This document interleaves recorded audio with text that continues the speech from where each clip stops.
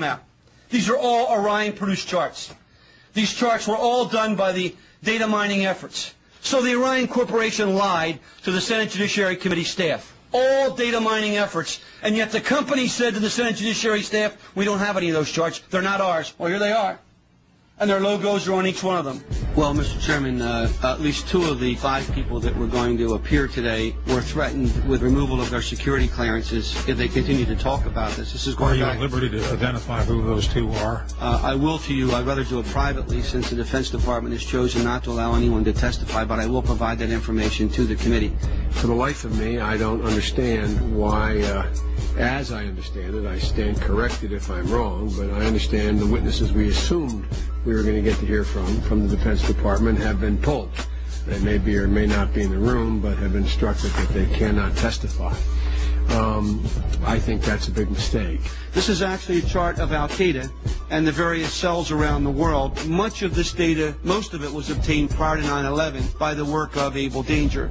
As you see, there is an actual photograph of Muhammad Atta. What does that depict generally? It depicts the organizational and activity associations of Al-Qaeda operatives that were involved in 9/11 and related events. And at the time, if the Commission had looked into this in early 2004, the charts that had Muhammad Atta on it still existed. There was a chart in Mr. Smith's office. There was the chart that still should have been in the Defense Intelligence Agency because it wasn't destroyed within Lieutenant Colonel Schaefer's files until the spring of 2004. The same with the chart that Mr. Smith had. Our support to Able Danger became severely restricted and ultimately shut down due to intelligence oversight concerns. I was supported vigorously by both the LEWA and the INSCOM chain of commands, and we actively worked to overcome this shutdown for the next several months. In the midst of this shutdown, I, along with one of my analysts, Chief Warrant Officer 3 Terry Stevens, were forced to destroy all data, charts, and other analytical products that we had not already passed on to SOCOM related to Able Danger. Another former DOD official will testify today that he was ordered to destroy up to 2.5 terabytes of data. Now, I don't know what a terabyte of data is, so we contacted the Library of Congress. It's equal to 1/4 of all the entire written collection that the Library of Congress maintains. Are you in a position to evaluate the credibility of Captain Philpott, Colonel Schaefer, Mr. Westfall, Mr. Pressler, Mr. J.D. Smith as to their credibility when they say they saw Muhammad Atta on a chart? Yes, sir. I believe them implicitly. Lieutenant Colonel Tony Schaefer, who was the first member of Able Danger to go public, has now been told in writing by the Defense Intelligence Agency that he can't speak to members of Congress or their staff without prior approval. And now a security clearance, which allowed him to deal with classified information, has been pulled. The congressman says Schaefer has been gagged, punished for speaking up. The official response to Able Danger began in September 2005 with a letter from 9/11 Commissioner Slade Gordon to Senator Arlen Specter. Gordon concludes by saying that since Condoleezza Rice, President Bush, and the White House denied that Able Danger identified the 9/11 hijackers, it never happened. A 6-month investigation by the Senate Intelligence Committee concluded in December 2006 that Able Danger did not identify Muhammad Atta or any other 9/11 hijacker. Can we be certain that the hijackers were radical Muslims on a suicide mission? Or is there a possibility that they were trained, funded, and protected in our own country? Yes, ma'am, Sergeant Lorda. Yes. I'm just letting you know for information we're having an exercise, SF exercise. We're having a comm out. Okay. Guys. Happy, thanks. All right, thank you.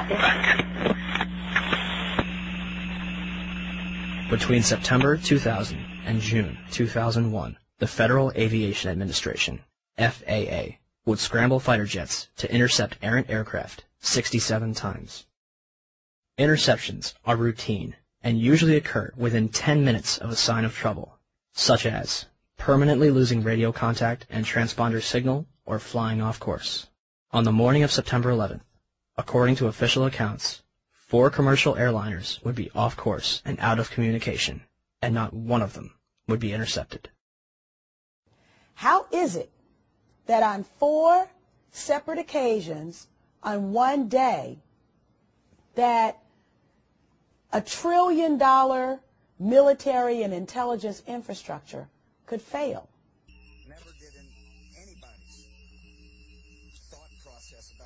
protect America, did we ever think that the evildoers would fly not one, but 4 commercial aircraft into...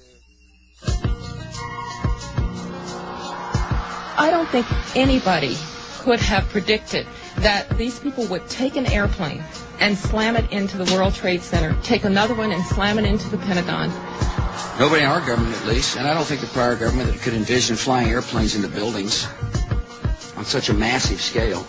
But that turns out not to be true. U.S. military planners did envision and practice those very scenarios.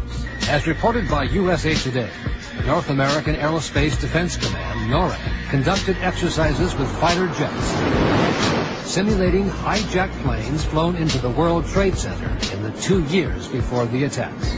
Pentagon planners also envisioned the attack on the Pentagon 5 months before it happened. According to this April 2001 Pentagon email, Air Force officials wanted a war game, having a terrorist group hijack a commercial airline and fly it into the Pentagon. The idea was to check response times to launch fighter jets, but according to the Pentagon email, the plan was ultimately rejected by senior Pentagon officials as too unrealistic. Still to come are questions, big questions, about NORAD's response on the day of the attack. Why, despite all the exercises and the planning, Peter, jet fighters were not in place anywhere near New York or Washington. Quite an amazing story. Many thanks, Brian. Brian Ross. One drill, called Amalgam Virgo, was conducted on June 1st and 2nd, 2001, and simulated successful terrorist attacks. Its purpose was to focus on unconventional threats, including an airborne hijacking.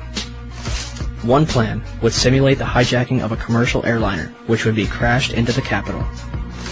The second part of the exercise, which was planned but not executed before 9/11, involved 2 planes with actual pilots on the flight deck. FBI agents would hijack the planes and divert them to secure locations. And on its cover, Osama bin Laden. In fact, multiple war games were underway on 9/11 itself.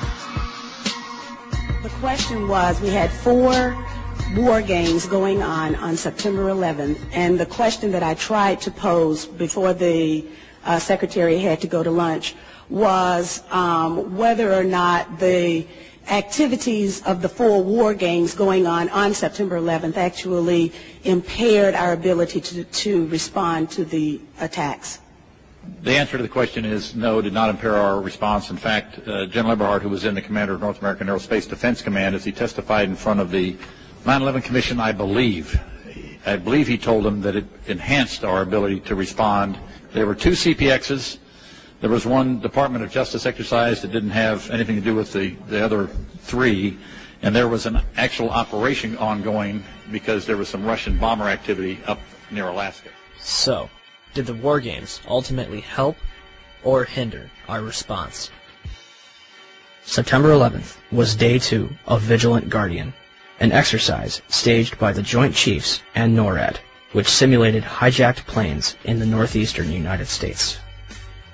Vigilant Guardian is a branch of Global Guardian, a mass Armageddon exercise being conducted at Offutt Air Force Base in cooperation with NORAD.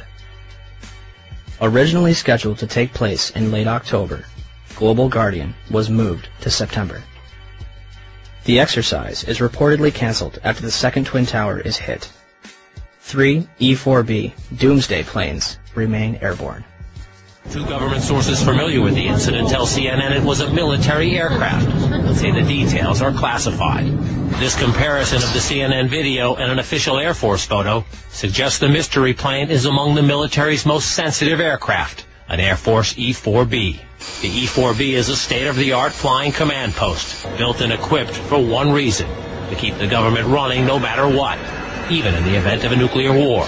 Ask the Pentagon, and it insists this is not a military aircraft, and there is no mention of it in the official report of the 9/11 Commission. The Pentagon, the Secret Service, and the FAA all say they, at least for public consumption, have no explanation of the giant plane over the President's house, just as the smoke began to rise across the river at the Pentagon.